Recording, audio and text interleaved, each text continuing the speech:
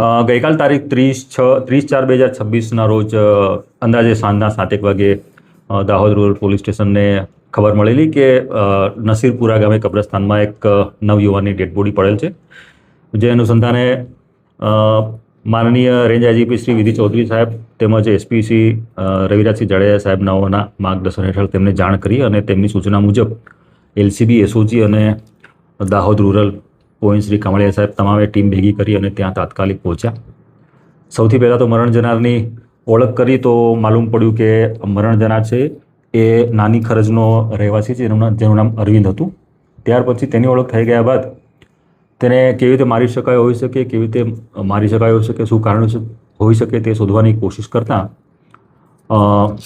માલુમ પડેલું કે જે મરણ જનાર છે તેની પત્નીને અમિતભાઈ રાજુભાઈ ડાંગી કરીને એક છોકરો છે એની જોડે પ્રેમ સંબંધ જૂના હતા છેલ્લા 4 વર્ષથી, એવું પ્રાથમિક દ્રષ્ટિએ જણાઈ આવ્યું છે.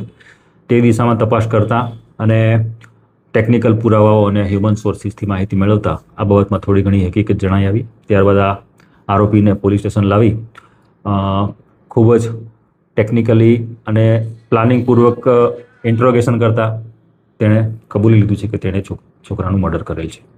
સર, આમાં કેટલા હાલમાં તો પ્રાથમિક દ્રષ્ટિએ એવું કહે છે કે એકલો જ હતો, પરંતુ અન્ય કોઈ સંડોવાયેલા હતા કે કેમ તેની તપાસ તજવીજ હાલમાં ચાલુ છે. વધુ પ્રકાશ આપણે 2-3 દિવસ પછી પાડી શકીશું.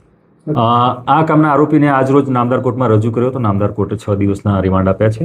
6 દિવસના રિમાન્ડ દરમિયાનમાં એણે કયું હથિયાર વાપર્યું હતું, ક્યાંથી હથિયાર લાવ્યો હતો, શું હતું, કેટલા દિવસથી આયોજન હતું, તે તમામ પાસાઓની તપાસ કરવામાં આવશે. સર, આ મરણ જનાર અને મારનાર આ બંને વચ્ચે શું સંબંધ હતો અને અગાઉ આ લોકો કોઈ હિસ્ટ્રી સીટર તરીકે પંકાયેલા છે કે કેમ?